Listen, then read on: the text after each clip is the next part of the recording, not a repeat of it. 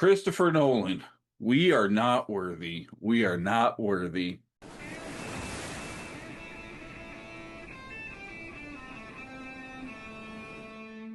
Thank you, everybody, for tuning in to another episode of Cove. Today, we have a very special movie review. We are joined by a very special guest, somebody who I look up to in the movie review community a lot and who has been putting out great work for years now.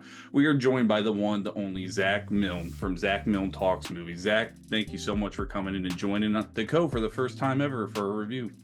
Honored to be here, man. That was quite the nice introduction. I really appreciate that. It was too kind. Too kind. Oh, I don't think so. I've been watching, following you for a very long time. You've known I've always been in your community, commenting on your videos, and I've loved the content. And yeah, like I said, you've been a huge inspiration. I've kind of watched how you've conducted your channel, kind of tried to put it towards my channel. So thanks for putting out the great content, and I look forward to everything you put out weekly. That's amazing to hear. It's kind of surreal to hear because I don't think of myself as someone that someone would look up to. I'm just trying my best, like we all are, to put out some good stuff and have fun on this space. So that's really encouraging. I really appreciate that, man. You've been a big supporter for years. I definitely see every comment that you put in, and when I think back to like how long it's been since I've seen your comments being put in, it's a really humbling, and I'm very, very grateful for you, man. So I'm so happy to be here. It's such a privilege to be chatting movies with you in person, as close as we can get. This is what the internet was made for, coming together and meeting new people from places you never thought you would. This is the good side of the internet, at least. So let's jump in. We are reviewing Christopher Nolan's, like you said in your review, I don't want to say the M word, masterpiece, because everybody's been calling it that. So I'm trying to think of like another word to use here. His magnum opus comes to mind, his Mona Lisa. So there's some other M words we could use, but let's talk about the Odyssey. Odysseus is dealing with the Trojan War. He's got to find his way back home, and thus we get our adventure. And to start off with our hidden treasure segment, there's a lot of hidden treasures in this movie, folks, that we are going to be praising this movie a lot. My first one is just every actor and actress in this movie deserves their flowers, especially Anne Hathaway. I was thinking about this. I think she might be one of the best actors we've seen probably in the last decade or so. I feel like she's very underrated. Every role she's in, she is giving 110%, and she elevates every single film she's in, and she does a phenomenal job as Penelope. 100% agree. She was kind of the standout to me. And so before I went to see the Odyssey, because I was getting just so hyped for it, I actually decided to go and listen to the audiobook and kind of read along a little bit to it as well this past week for the very first time. So it's very fresh in my mind. And in the book, Penelope, you know, she's got a very bit role. She's not really that prominent. She's longing for her husband. She's got all these suitors coming after her, but there's not much about Penelope that really sticks out to me within the story. But Anne Hathaway, what she brought to the performance, the fury, the anger, the commanding presence of it all. Her scenes with Tom Holland, where I want Odysseus, like she packs so much into this performance in a role that, if you look at the source material, like not a whole lot is there, but she finds it, and that's what makes her so great as an actress, is what she's able to bring to this what would call a bit role, and she blew me away. She was fantastic. Yeah, I agree. One of her scenes, I mean, the scene near the end, we'll probably get into slight spoilers. I'm not going to really get into heavy spoilers because, you know, the movie just came out, but the ending when Odysseus comes back home and she realizes that it's Odysseus, just the way that they shot the shot with him dry firing the bow into her, like looking back as the bow's making the most satisfying noise you've ever heard in cinema. It is up there for me with like the Boba Fett seismic charges from the Star Wars, like just the sound this bow's make. It's ingrained in my brain, and I love hearing it. And she did great. Matt Damon, who I saw some people, they were like, I don't know how I feel about Matt Damon as Odysseus. Well, he blew whatever doubts you had away. He hits every note in this movie beautifully.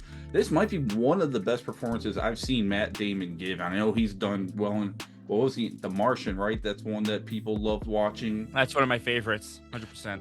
That's actually one I've not watched, and I need to get around to watching. Highly recommend. You got to check that out. I'm going to go ahead and watch it, but Matt Damon does great. Tom Holland does very good, and this is probably the first movie I've ever watched of Tom Holland's that wasn't a Spider-Man movie. I never watched his Uncharted movie or anything. He does a great job he does a great job of annoying you because he's being trained how to fight in this movie, and he never learns how to fight at all in this movie. He does a terrible job trying to fight when he's in scenes. John Bernthal does great. I mean, he's John Bernthal playing John Bernthal. There's a scene in here where we have almost like a Punisher callback. He starts screaming no a few times. You're like, he's memeing himself in ancient Greek style now. It's great. So he does do great. John Leguizamo, I believe is his name, the blind servant. He's only been known really for comedy roles, and he does a fantastic job just playing this loyal to the death servant that is waiting for his master to come back. He was probably one of the biggest surprises in this film for me because I've known him again from comedy roles, but just he elevated the film and the scenes he's in. They were tear-jerking scenes with him, with the dog, just fantastic stuff all around. Robert Pattinson's, you wanted to punch him in the face the whole time he's in the movie. He is so underrated in my opinion. No, I agree. I've really liked Robert Pattinson. Even when like Twilight was coming out, I kind of thought that he was kind of a light in those movies. Like those movies aren't great, but I always thought that he was someone that kind of stood out amongst them. And then when I saw him doing the indie roles of Good Time is where I really started to pick up on, oh wow, like he's a great actor. Like he's got a lot within him. And then, of course, he went on and did The Batman, and he did a bunch of other little roles here. I also love him in Tenet, another Christopher Nolan film. But yeah, here he's slimy, he's despicable, and I loved every second of it. I thought he was great. Like you kind of said when we were talking off camera, it's kind of hard to nitpick things you don't really like about this. Because what I titled my review when I did it was, this is, for me, the ultimate film lover's experience. In the sense that, like, everything you love, at least I'll speak for myself, what I love about filmmaking, the collaborative effort that comes together to bring these larger than life scenes and sequences and ideas and concepts come to life on the screen.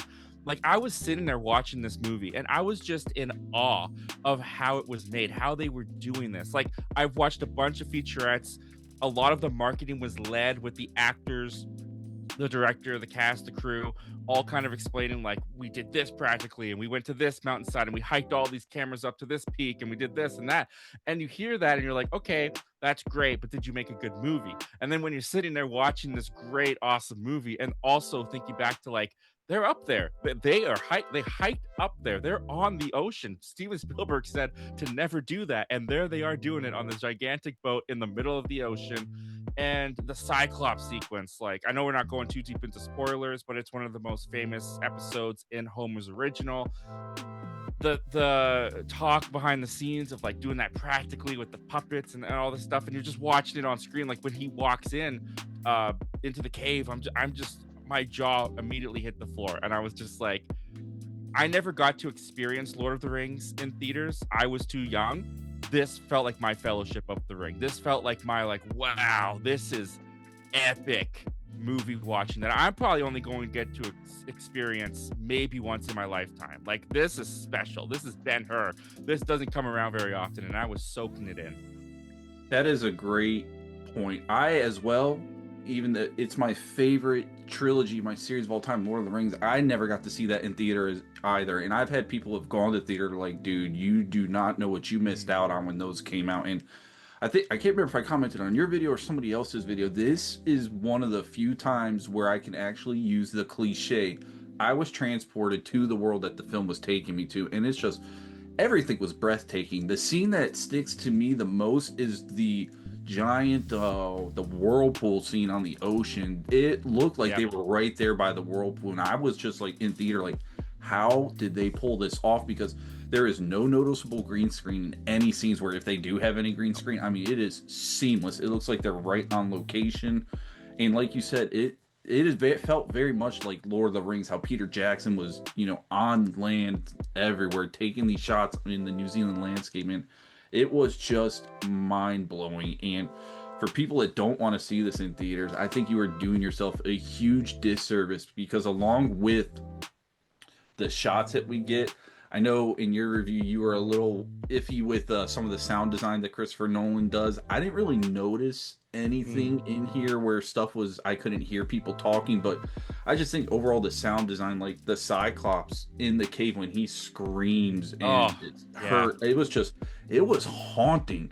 the whole sequence of the Cyclops scenes, like Christopher Nolan could probably make a fantastic horror film because what they did with that whole sequence, man, it was chilling. And Cersei, when we have to deal with Cersei and what she's doing, like the body horror we get to see in those scenes, I mean, I was freaked out during the scenes for Cersei. Just everything they did, man, they just put so much time and effort in these scenes. And honestly, when you think about films or why people like movies, this is probably going to be one of the examples you can use.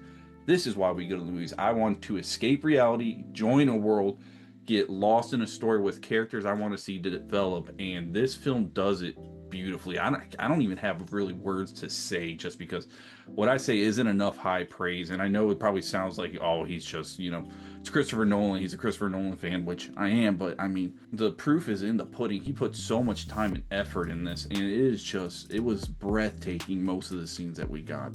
Yeah, and it's also like the commitment from the actors. Like when you see what they're being put through, and again, you get to see like what they're like. There's a great scene. I won't give it away too much, but people are and they come up from under the ground, and in the story, I was always wondering. I was like, how is Christopher Nolan going to visualize this onto the screen, this particular part? And the way that he did it, the way that he kind of takes all these fantastical elements of Homer's original and brings them into a grounded reality that you can buy and believe in. And you physically can see the actors doing these gritty, dirty, like they are in the thick of it, like performances and situations that they have to go into. Like that was one of the standout scenes for me, was just when they all came out from under the dirt. I was like, wow. And then you hear the behind the scenes of like, yeah, we buried them so that there were no we covered up all the footprints, and if someone came up too fast or if something went wrong, we buried them again, and we did the whole thing all over again. And it's like, wow, not only is that commitment from Christopher Nolan, but that is the actors committing 100% to bring this artist's vision to life. It's amazing. I love it. And this is why I think so many actors and actresses, when they are offered a chance to go into Christopher Nolan, they are running and volunteering to be in a film, because he helps elevate their careers. If you're in a Christopher Nolan film, you're probably going to get signed on and make some good money in the next film from another studio somewhere. And going along with your point, just of the way he told the story and how he did some of these events and brought it to a grounded level where you believe it, but you still know like there's gods and goddesses in this world. There are, fantastical, magical elements in there. And I like the way he paced the movie, where how he told this story. What I really enjoyed is honestly how they did the Trojan horse sequences in this movie. Yeah. I thought they did it in a way that I had not seen before in any other takes on the Odyssey, to where, it's buried in the sand. It's a gift from Athena. And I really liked in this movie how they showed like what the people that were inside the horse dealt with. There are scenes in here where they're having to deal with water coming on because it's being buried on the beach and high tide is coming. And I thought what they did, I was like, whoa, never would have thought of that from like the soldier's perspective. Like it was a very big gamble that these guys took to get into Troy. And it just kind of shows you how smart Odysseus is, but also the toll that it took for him to, win this war. And I really like how they played on that throughout the film. Like Odysseus is dealing with his own battles for what he's had to do. And then he realizes at the end, there's a scene where he's talking to Penelope, and the song from the soundtrack, I believe, is a siren song that's playing while he's talking to Penelope. And Christopher Nolan did a fantastic job of just the way he told the story, making it grounded and believable, but also expanding on some of the things. I thought that was really well done. And to go with it, I thought the score in this movie was beautiful. I have that siren song stuck in my head. I've been playing it on repeat for 2 days now. So good. That scene with the sirens, it was just brilliantly done. The way they make, people listening muffled in that scene, I thought just fantastic. Matt Damon's portrayal in that scene was fantastic. And just, man, the score in this one is going to be one of the ones I think people are going to remember for a long time. Yeah, no, it definitely knocks Ludwig's earlier work from this year, Mandalorian and Grogu, out of the water. Sure. The score in that was fine, but there was kind of a restraintness. Like it kind of felt restraint a little bit. Here, it felt like he was able to really give it his all and make his original music and composing. And yeah, it was great. And I'm not someone who usually I'm kind of tone deaf when it comes to scores in movies. Like it's there in the background and I hear it, and it does amplify and elevate the scenes if it's really good. But I don't like fully click into like what I heard with music. But here that was different. I could hear the cues, I could hear what he was doing, and I really enjoyed it. And going back to the sound design as well, like you were talking about, like, oh my goodness, did that ever rattle the seats in the theater? Like what they were able to pull off. And I do still stick with that complaint a little bit. There was a couple moments where it was kind of overpowering the dialogue. Maybe that's just how my theater had it calibrated. It's kind of tricky to judge that, and I usually stay away from it in my reviews. But because I've experienced it with so many other Christopher Nolan films, it just kind of felt like a consistent. So I felt pretty confident that I could put it in there as a negative. But that does not take away from how great and immersive the sound design is in this movie. And that's another thing too, when the waves are crashing against the ship, when the violent nature of the gods is preventing them from getting to where they need to go, you feel it. And when it hits the people, you feel the impact. It's a really, really great sound design. This movie's going to have a ton of Oscar nominations, and I could make arguments that they could win every one for sure. Oh, I agree with you. Yeah, I think the only one that would give it a run for its money right now might be Project Hail Mary, but I think the sound design in this just blows Project Hail Mary away. I Visuals agree. might Yeah. be very close though, because I'll be honest, Yeah. I was blown away by Project Hail Me Mary's too. visuals. So 100%. I was yeah, I was absolutely in awe of Project Hail Mary was my favorite movie of the year up until this point. I think the Odyssey over leapfrogged it, but yeah, Project Hail Mary is that's an immaculate film as well. But if we start going down that rabbit hole, we're going to be here all day because I could talk about that all day as well. I'm right there with you. So that's all the good stuff I have. I mean, I have so much more I could say, but we'll just kind of get into our shipwreck version. I guess that kind of fits perfectly with this video we're doing. So I did think the movie was just a little long. I think that we could have cut maybe like 15-20 minutes out. There was one scene where we are going slow motion walking through Troy after the war's over, and we're watching, Matt Damon kind of look at all the damage that they've done to this town as they just, wipe it out. They're, unaliving people left and right. And I did feel like that scene was just a little too long. They could have cut it down a little bit because I understood what they were going for in that, and I'm sure they just wanted to sit on it and let it sit with the viewers. But that I thought was a little bit too long. It could also just because the seats that I was in just were a little uncomfortable once we hit that like 2 hour 20-minute mark. So it's like shifting around in there. It's like I got to get up and stretch, but I don't want to miss anything. But did feel like it was a little long. But overall, I thought the pacing in the film was fantastic. I thought they were at a good pace throughout the whole film. It feels like a nice even bit of just dialogue, going to action, going to more dialogue, some backstory, and I thought they did a good job with that. Yeah, I agree. I didn't have any complaints about the pacing, honestly. The movie flew by for me. I thought there was enough change up in what was going on, like the fact that we just kept going to all these different locations and different things were happening, and it constantly kept me engaged. And I can't say guessing because I knew it was coming because I had read the story very recently, but the way that Nolan spaced it all out, I thought really worked, and his non-linear storytelling as well, I think really fits the structure of this film. I was enthralled from beginning to end. I didn't really have any complaints there. One of the things that I did mention in my review, and I do kind of stick with it, is if I hadn't read the story so early, and I guess this is a good conversation to have because I don't believe that you read the story very recently, but you have read the story. Back in high school, so a long time ago. Yeah. He does skin the gods down to the bone with this one. Where in the story, they're very active players. They're basically manipulating everything behind the scenes. And one of the big inciting incidences in the story is the Cyclops is the son of one of the gods. And that god in particular is the one that's preventing Odysseus from getting home. And all the other gods are kind of like, oh, do we really need to be doing this? Like, hasn't he had enough? And the one god is really really against them and wants to keep him from getting home. And that's really glossed over And there's moments where they mention God's names and they kind of mention like who's against them and all that stuff. But if you don't have a good grasp of the source material, I would wonder how that would play for you. Because if I went into this without having read the story first, I would have had no idea who they were talking about. I probably would have felt a little bit confused with some of the mythicism and mythology that they were bringing up, like Athena. Like, because I read the story, Athena clicked with me a lot more than I think I would have been a little bit confused as to why Zendaya was there. So just a little bit of under explanation for some of the things.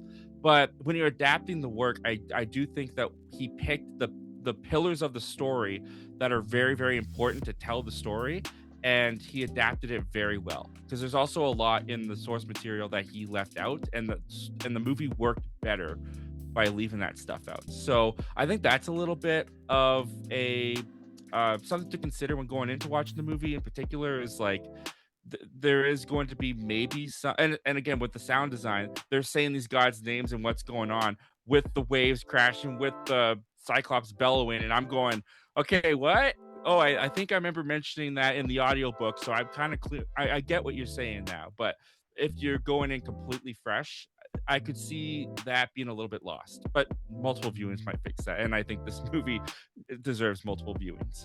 I agree. That's a very good point. No, I did think about this when the Cyclops was screaming out in the cave. I kind of wish we would have got some type of subtitles or something to show what he was saying, because when Yeah. one of the soldiers says, "Oh, he's screaming out Poseidon," that's who his father is, Poseidon, Yes. who is Yeah. the god over the oceans and everything. It's like I didn't catch that at all because it was just so loud, and my brain is Yes. literally rattling from the sound design from the theater, and it's like I kind of wish I would have caught that, because that would have been very cool to catch in time. And Yeah. a couple soldiers was like, "Oh, I heard him say." It's like all I heard was a loud screaming and goats and stuff all over the place. Exactly. Yeah. And that's like a crucial element in the book. Like, that's basically the reason why all these forces are against Odysseus and his men. But in Right. the movie, if you don't catch it, it doesn't ruin the experience. But it definitely was a benefit for me to have prior knowledge of, like, well, I know in the source material that that's what he was yelling out and that's what's going on here.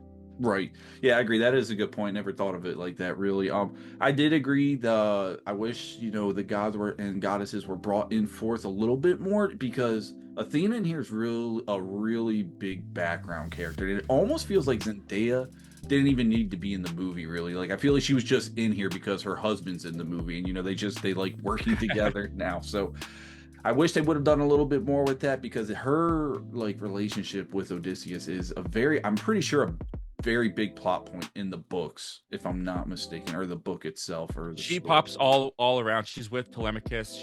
She appears as different people to them. So it's a little bit different in the movie for sure. But again, I think that was an adaptation that works for the grounded world that he's trying to set up here, because the the source material, like, is very fantastical. It's Right. full of all these outlandish, kind of crazy out there ideas, and I think that he was able to bring them into this reality in a very effective way while not losing the impact and the effectiveness that they gave in the original story. Right. That's a great point. My next con, and if anybody's been watching my videos for a while now, I probably sound like a broken record. I promise you, I am not sponsored by PETA. I am not a member of the PETA organization. What is with 2026 plot points just being animal abuse? I can't handle it anymore. It seems like the last 4 or 5 theater experiences I've gone, an animal getting hurt, beat, or something happening to it is like prevalent in the movie. And it's rough in this movie. If you're a dog owner, I'm letting you know right now, you are going to feel some type of way after Robert Pattinson's character is like introduced us, and we're dealing with some of the stuff that's going on back home. And whoo, buddy, it was tough. I love dogs. Actually, I have cats and dogs, and it's just like they were a little rough with this one. So that's a nitpick at this point. I'm sick of seeing like animal stuff happening in movies. I don't know why 2026 it seems so prevalent this year. But they needed something, man, to like really get us on. We don't want to go too deep into spoilers, but what ends up happening to Robert Pattinson's character and the suitors, like, you needed us to root for that. The means needed to justify the ends, and I do think I guess could kind of work as a little bit of a negative. They could have gone further with the evilness of the suitors and Robert Pattinson's character, because in the source material, like it's all cultural, it's all about the times, right? So what they're doing, disrespecting Odysseus's household and all that kind of stuff, kind of is what justifies what happens to them at the end of the story. But nowadays in modern times, it seems a little bit harsh, I guess, if that's the only reason why what happens to them at the end happens. But if you throw in some, like, everyone roots for a dog. If you're gonna be like that to a dog, which is kind of funny that John Leguizamo gets a pass, because what he does to a dog earlier in the movie, I thought was the worst thing in the entire movie. I won't spoil what it is, but that was a little bit shocking. But yeah, it did definitely work, the animal abuse, and I didn't think they went too far with it. I thought that it was, I don't want to say respectful, that's the wrong word, but it wasn't blatant, it wasn't brash, it wasn't like in your face. Like, you got it, it was horrible, and it made you not like this person, but it wasn't hard to watch, at least for me. Like, I think modern or like general audiences, they won't feel disgusted by it, I guess is the way to put it.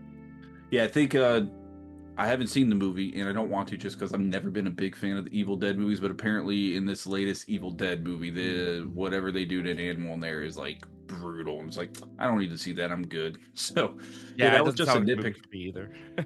Yeah, never been a big fan of them. It's just like I'm not a big fan of like body gore. Like, I don't need to go to Yeah. be grossed out. So not my cup of tea.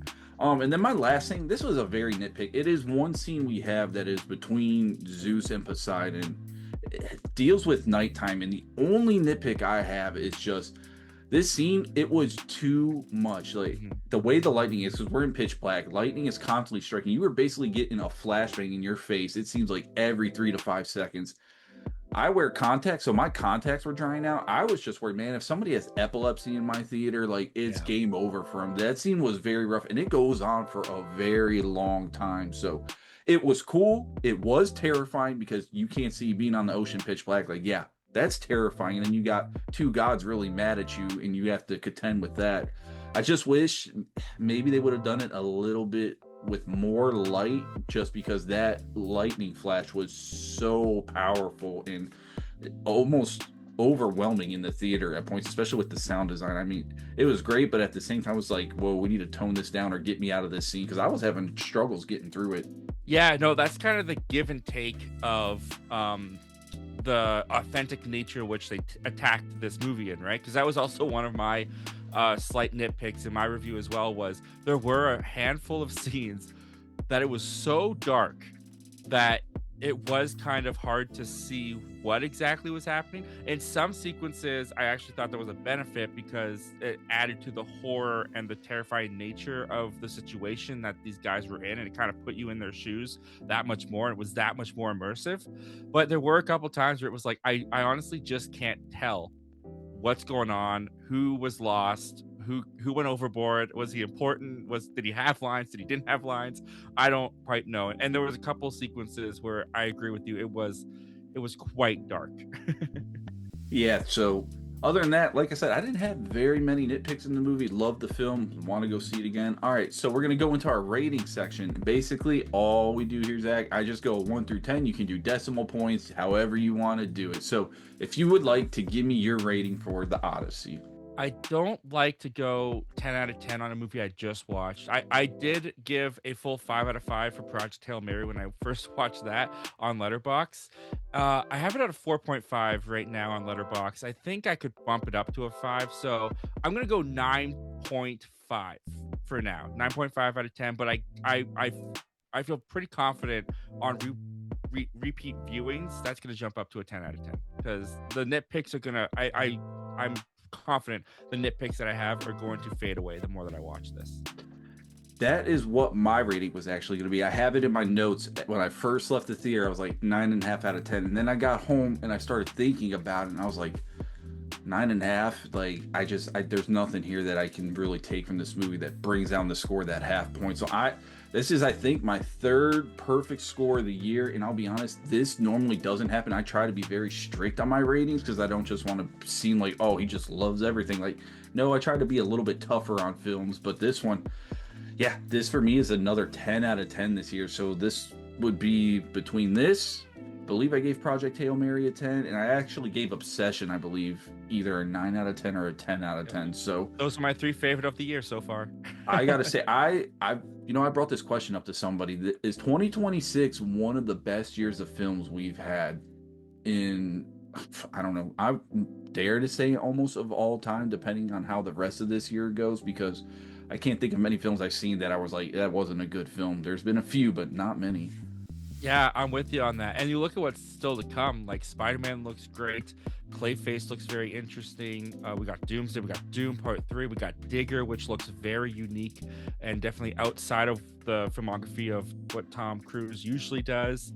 Yeah, there's a lot of really good stuff still to come. And I'm with you. I've been enjoying this year for a large majority of it. Even ones where it's like, oh, I'm nervous about them doing that. Toy Story 5 was great. So That's yeah, right. I'm with you there. This has been one of the better years of the 2020s, I would say. Yeah, so yeah, I'm looking forward to it. 10 out of 10. Zach, I just want to thank you so much for coming on and discussing this movie with me. I had a bunch of fun. Everybody, I'm going to leave the link in the bottom of the description for you. Go ahead and check out Zach's channel. Go ahead and leave him a follow. Go watch all of his amazing content. Zach, thank you so much for coming on. Thank you so much for having me, man. Thank you so much for the shout out and for the all the support that you've given over the years. It's very appreciative, and we'll do this again. I'm sure this was a lot of fun. This was a lot of fun. Thank you so much. And everybody, as always, make sure you leave a like, subscribe to the video. Hey, be a friend, tell a friend, come on down to the Cove because the water's fine.